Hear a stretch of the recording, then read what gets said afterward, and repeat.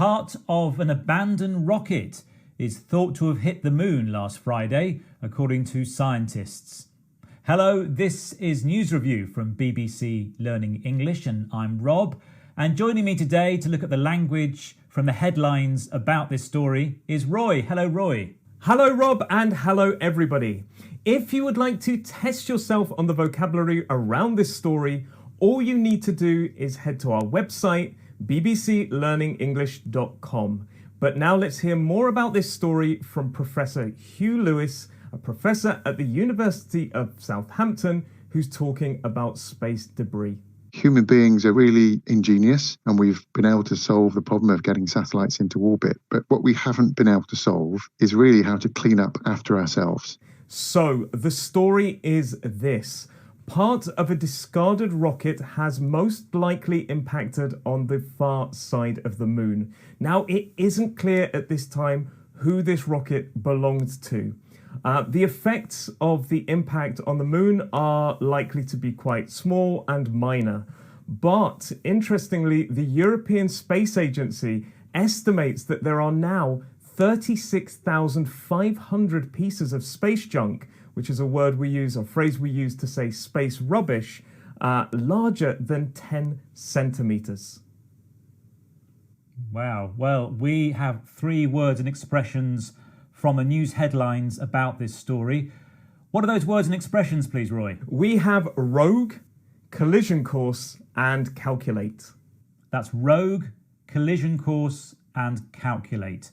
Okay, let's go to that first headline then, please. Okay, so our first headline comes from space.com, and it reads, "A rogue 3-ton piece rocket debris just collided with the moon." So that's rogue. Describes something that behaves abnormally, often in a way that causes damage. Okay, so rogue is being used as an adjective here. It's spelled R-O-G-U-E. And it talks about something that is behaving unexpectedly. It's describing something that's not acting in its normal way.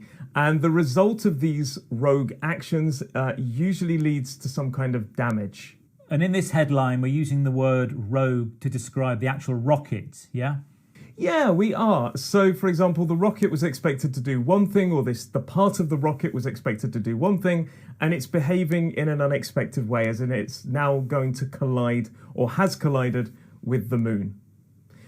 We use this word rogue quite often to talk about objects or people. For example, a rogue employee. If you have a rogue employee, they may be doing something that's going to cause damage or dangerous actions. For example, they may be trying to sabotage or steal secrets from the company. If you have a rogue company or a rogue firm, maybe they are behaving or trading in a bad way, selling bad products, for example. We also hear it when we talk about secret agents. You can have a rogue secret agent or a rogue spy. Maybe they're selling secrets to the enemy. This all sounds very negative. Is rogue a negative word, or can it be used in a positive way? Yeah, quite commonly it is used negatively. You can also, in some instances, use it positively. For example, police officers. You have some police officers and they're given some orders, but they decide to go against their orders. They go rogue. And they maybe save people from a building. So they don't follow their orders, and they go and help other people. They go rogue. And we could talk about rogue countries as well. Yes, you can. A country that's not behaving in an expected way, in a normal way. And the verb commonly used with rogue is go rogue, to go rogue. Okay, thanks for that, Roy. Let's have a summary.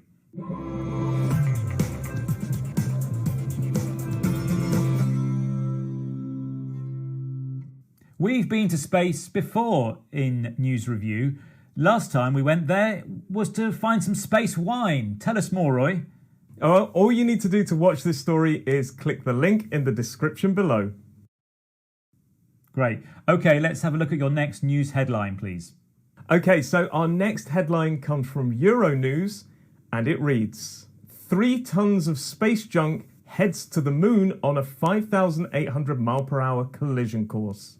So that's collision course, on a path which will result in impact. So, a two-word expression. First word collision, C-O-L-L-I-S-I-O-N.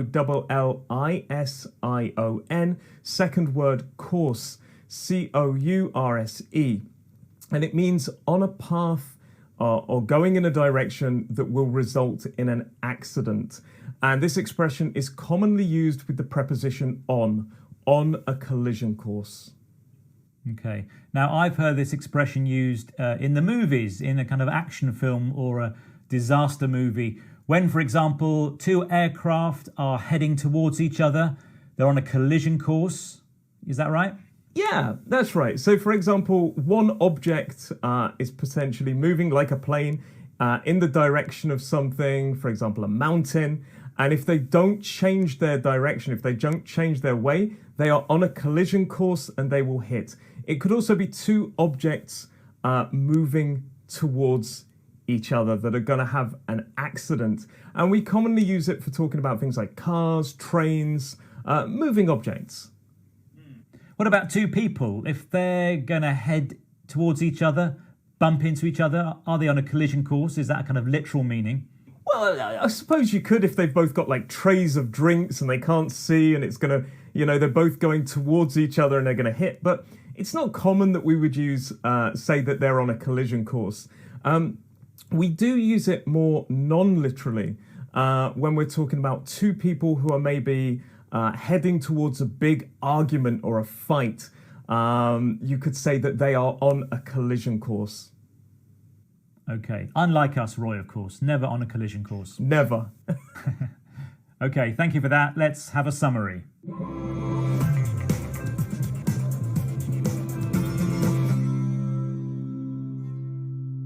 In our 6-minute English program, we talked about astronauts possibly going on strike.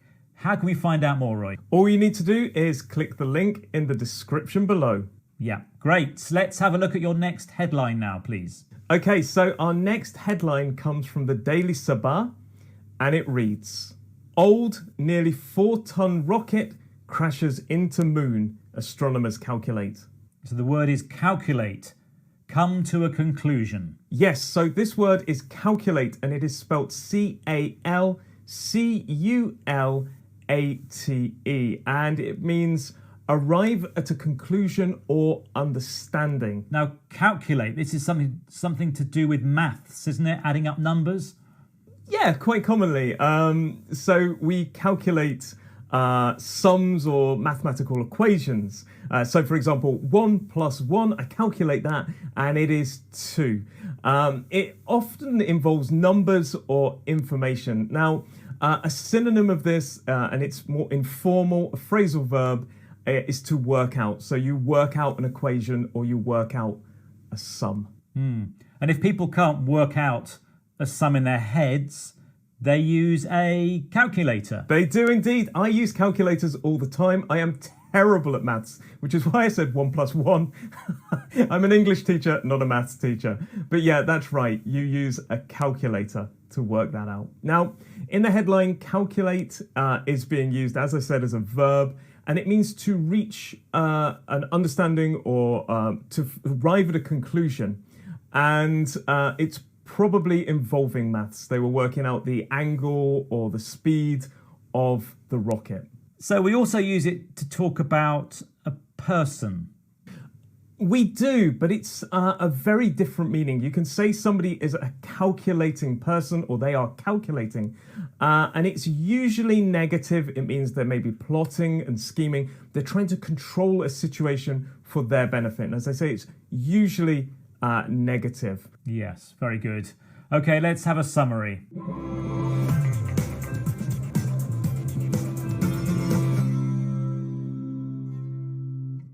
Okay, Roy, it's time now for you to recap the words and expressions that we've talked about today, please.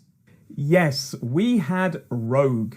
Describes something that behaves abnormally, often in a way that causes damage.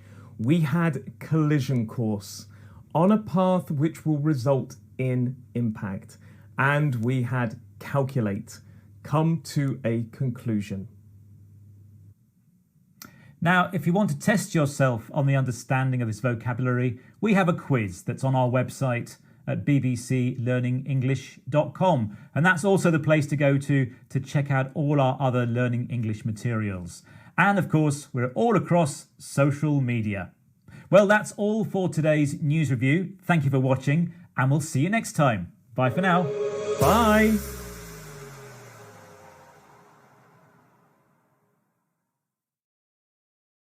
The language being used in the headlines about this story is Roy. Hello, Roy. Hello, Rob, and hello, everyone. Now, Russia is continuing to attack Ukraine after launching a devastating attack last week.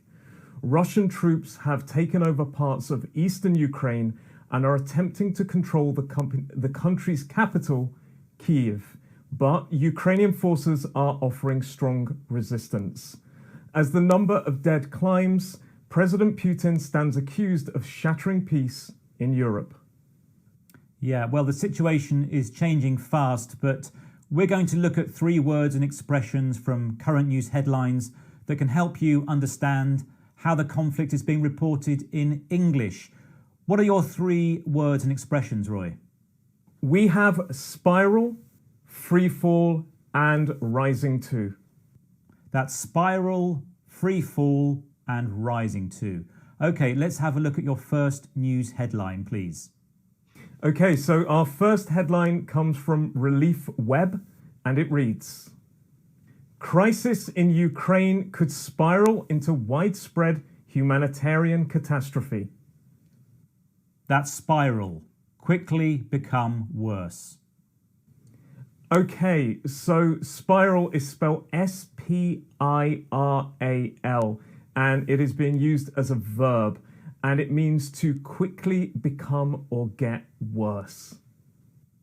I've heard about this word spiral in terms of a shape. It's lots of circles together, isn't it? That's correct. Now, let's talk about that idea of spiral as a shape. So it's basically circles going round and round. Now, we talk about it in terms of a spiral staircase. So it's a staircase that you walk down and it goes round and round and round. And we also have notebooks that have a spiral-bound notebook that have these kind of metal circles that keep all of the pages together.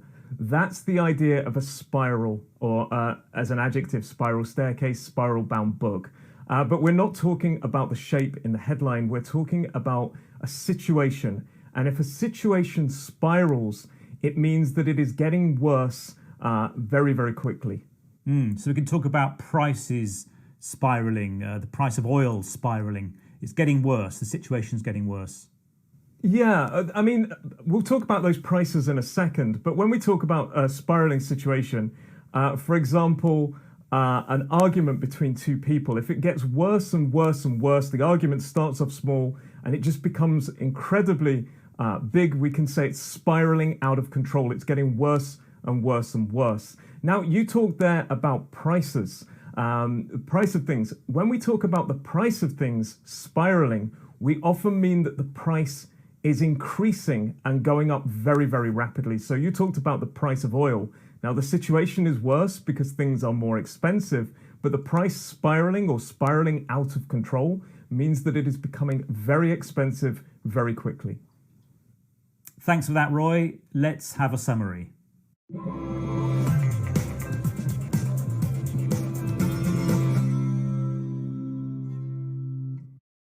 Let's have a look at your second headline now, please, Roy. Okay, so our second headline is from The Telegraph, and it reads, Panic in Russia as economy in freefall. That's freefall, uncontrolled drop in value or strength. Okay, so freefall is commonly seen in dictionaries as 2 words. F-R-E-E, second word F-A-L-L. But you will and you can see it in some cases as 1 word, for example, in the headline, and it's commonly used as 1 word in the expression in free fall. And what it means is that something is falling very, very quickly or dropping very, very quickly without control. A literal meaning, I guess, would be somebody with a parachute. If they jumped out of an aeroplane with a parachute, they would drop down. They would free fall, wouldn't they? They would drop down, gravity pulling them down to the earth. Yeah, commonly when you're talking about that, it's before they open their parachute. So they don't open their parachute and they jump and they just fall, free fall. There is nothing to stop them falling. When they open their parachute, they're no longer in free fall. But we're not talking about the literal meaning of free fall here. We're talking sort of more about prices and things like this, or in the case of the headline, the economy in free fall. It is dropping, the value of something is dropping very, very quickly. Sometimes we can say dropping like a stone as well. Yeah, commonly when you're talking about the value of something, for example, stocks or shares, if shares on the stock market just fall very rapidly, the value of them fall, we can say it's dropping like a stone, because obviously a stone is very heavy and it drops. But we wouldn't normally say the economy is dropping like a stone. It's normally for individual things. And just to clarify then, to free fall, it's kind of non-stop. It can't be stopped. Absolutely. There's nothing that you can do to stop it, or that's the feeling that it's out of control. The drop is just out of control and you can't stop it falling. Yeah. Okay, thanks for that, Roy. Let's have a summary.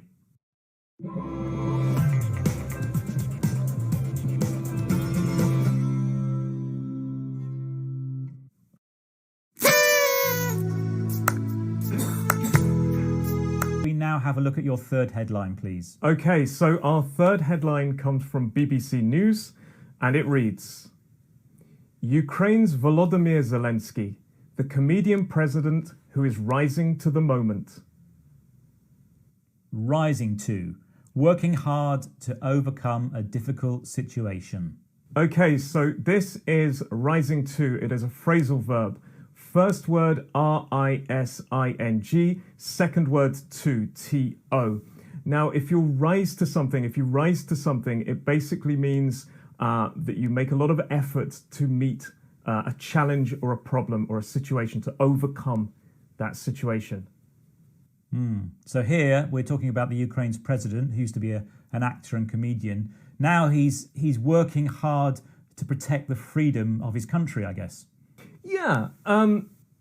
So the moment that we're talking about, the rising to the moment in this sense, is the attack on Ukraine. And we talk about, commonly we hear this expression, rise to the challenge. So it's doing something that you wouldn't normally do to kind of overcome this situation. And there's another phrasal verb when you rise to something, isn't there? When we react to something in a way that someone wants you to. So, especially by becoming angry, they're trying to get a reaction from you, and you might rise to it. Yeah. Now this is a slightly different meaning. If you continually try to provoke me, and you try to make me angry, and I stay calm, but eventually I just kind of snap, then I rise to it. I rise to your kind of provocations. However, in the headline, we're not talking about me becoming angry or somebody becoming angry. We're talking about meeting a challenge. There is a challenge or a situation that needs to be overcome, that needs to be dealt with. For example, in the headline, it's talking about the attack, and the president and the country is rising to that situation. They are meeting that challenge. Can we sometimes say you're stepping up to the challenge as well? Yeah, you can. Yeah. Okay, that's great. Okay, let's have a summary then.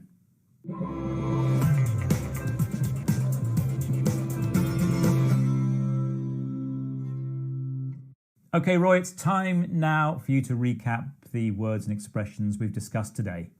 Okay, so we had spiral, quickly become worse.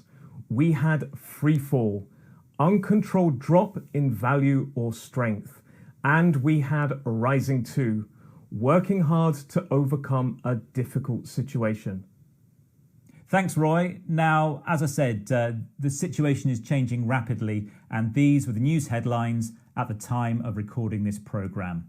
And we've reached the end of News Review for today. Thank you so much for watching. Do join us again next time. Bye for now. Bye.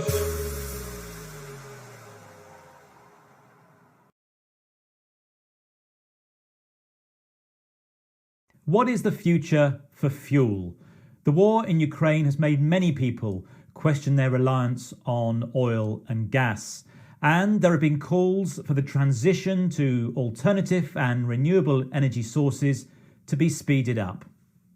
Hello, I'm Rob. Welcome to News Review from BBC Learning English. And to talk more about this story and the vocabulary behind the headlines, we've got Roy. Hello, Roy. Hello, Rob, and hello, everybody. If you would like to test yourself on the vocabulary around this story, all you need to do is head to our website, bbclearningenglish.com, to take a quiz. But now let's explain more about this news story. Countries, mainly in Europe, have been trying to reduce their reliance on Russia's oil and gas following the invasion of Ukraine. The EU gets roughly 40% of its gas from Russia. That's according to figures from research group Transport and Environment. This dependence costs around $118 million a day. The EU has now laid out a strategy that could cut reliance on this fuel source by 2/3 within a year. The Repower EU plan aims to make Europe independent of Russian fossil fuels by 2030. Yeah, and you've picked 3 words and expressions from the news headlines about this story. What are they, please? We have re-energize, mitigate, and seeing sense. So that's re-energize, mitigate, and seeing sense. Okay, well, let's have a look at that first headline then, please. Okay, so our first headline comes from Reuters, and it reads, Europe's fuel crisis re-energizes debate over natural gas. So that's re-energize, give new energy and life to something. So, re-energize, R-E-N-E-R-G-I-S-E. Now, notice when I spelt it with an S. In British English, we spell this word with an S, whereas in American English, it is spelt with a Z. And it means to give new vitality or energy to something. But let's break this word down. Let's first of all talk about that prefix re. Yeah, re. I mean, I've seen lots of words that begin with re. For example, related to movies, you can get a remake or a re-release, yeah? Yeah, absolutely. So what re means is again. That prefix means again. So if you remake a film, you take an original film, maybe the same story with different actors and a different director, and you make it again. You remake the film. You also said re-release. That's when we take the original film and release it again to re-release. Now let's move away from movies. If you write an essay and your teacher, they don't like your essay, you could rewrite it, write it again, or redo it, do it again. Re-energize means give new energy to something. Yeah, and in the headline, we were talking about a situation being re-energized. But of course, people can be re-energized. When I'm feeling a bit low or a bit tired, I might have a strong cup of coffee to re-energize myself. Absolutely, yes, people can. And if you're really, really tired, maybe you should take some more holidays. Now, often when we go away, it's time that we can use to de-stress and relax. And that means that we then feel more energized. We feel energized again or re-energized. We have another expression that we can use to say this, and it means we say recharge your batteries. So you go on holiday to recharge your batteries. It's like we have batteries inside of us, and again, it adds charge again. So it recharges our batteries. And of course, you can actually recharge batteries, rechargeable batteries. You can re-energize those, can't you? Is that how we say it? You can re-energize a battery, but it's not a common way of saying it. It would be more natural to say recharge a battery. But both of the words re-energize and recharging are both about adding energy again. So it's got a similar idea. Okay, Roy, thanks for that. Let's have a summary.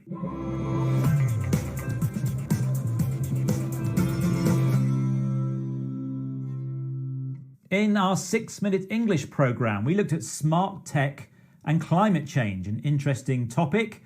How can we watch that video again, Roy? All you need to do is click the link in the description below. Yep, it's down there below. Okay, let's move on to your next headline, please. Okay, so our next headline comes from New Civil Engineer, and it reads, UK renewable energy projects should be accelerated to mitigate impact of Ukraine conflict. That's mitigate. Lessen negative effects. Okay, so mitigate is a verb and it is spelled M-I-T-I-G-A-T-E. And it means to lessen or lower the bad effects of something. And we often use this word in connection with business these days, don't we? Yes, we do. Now, let me give you an example. Now, when we talk about mitigating something, I come from an island. And it's quite a popular place for tourists. And in the summer, a lot of people come here for tourism. Now, there are lots of benefits to the economy of tourism, but also for some, there's a negative impact because there's a lot more people and things are busier. Now, to get to the island where I live, you need a boat to get here. And that means that in the summer, when the tourists come, it's a lot busier. So the company can mitigate the effects of more people by running more boats. Okay, got it. But in the headline here, when we're using the word mitigate, we're talking about reducing the reliance on fossil fuels from other places. But can mitigate have other uses? Yeah. So, for example, you could mitigate damage to the environment by starting to use renewable energy sources, or you could mitigate pollution in rivers by changing the way in which your drainage systems. There are lots of different ways that you can use mitigate. And we use the word, it seems, for things that have big impacts or big changes. And it's quite a formal word as well. Absolutely. It's not commonly used in everyday situations. So, for example, you said earlier, when you're tired, you drink a coffee. I wouldn't say, for example, I'm mitigating the effects of tiredness. It would be very strange. Alternatives to mitigate, you could say maybe ease, lessen, or weaken. Okay, very interesting. Thank you, Roy. Let's have a summary.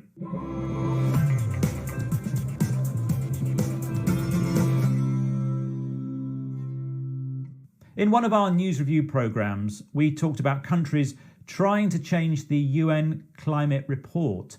How can we find out more, Roy? All you need to do is click the link in the description below. Okay, thanks. Let's now have a look at your next headline, please. Okay, so the next headline comes from The Guardian, and it reads, Is the UK government finally seeing sense on renewables? So that's seeing sense, understanding something logical. Okay, seeing sense, it's a fixed expression. We usually say see sense. In this case, it's spelled SEEINGSENSE, and it means to understand something logical. Now, an example of this is a while ago, I was struggling with my old phone. It had a cracked screen. Even the letter P wouldn't work on the keyboard. I was really struggling. And you kept saying, buy a new phone, Rob, buy the latest phone. Eventually, I gave into your nagging and I bought a new phone, and it's changed my life. I've seen sense, Roy. Yeah, you finally saw sense. Now, sense in this sort of situation means logic or a good idea, or the idea that you're coming round to my way of thinking. And I'm using see sense, you saw sense, to mean that you finally agreed with me. And we kind of use this phrase when we think someone's doing something a bit foolish. We want them to see sense. Yeah, that's right. We commonly use it when we're talking about when we think somebody's behavior is maybe a bit silly or it's not correct, and we want them to change or to agree with something that most people believe is sensible. Now, we have another expression when we talk about what most people believe is a sensible idea, and that is common sense. It's something that everyone knows or thinks is a good idea. Yeah, I guess it's, for example, when you're using a train, it's a very busy train. When it comes into the station, you want all the people to get off the train before you get on the train. That's common sense, isn't it? Yeah, absolutely. Now, my father always says common sense isn't that common, which means that although it's logical and a lot of people should understand that, not everybody gets that idea, which is why I always see people not letting other people get off, and there's a real struggle, and it makes it difficult for people. I think they need to see sense. Yeah? Yes. Okay, very sensible advice. Let's have a look at a summary.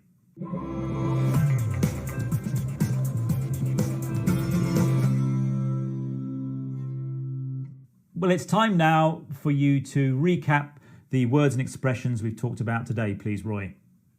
Yes, we had re-energize, give new energy and life to something. We had mitigate, lessen negative effects. And we had seeing sense, understanding something logical. Now, if you want to test your understanding of today's vocabulary, just go to the quiz that's on our website at bbclearningenglish.com. And that's the place to go to find all our Learning English resources. And of course, we're on social media as well, so check us out. Well, that's all for today's news review. Thank you for watching, and we'll see you next time. Goodbye. Bye.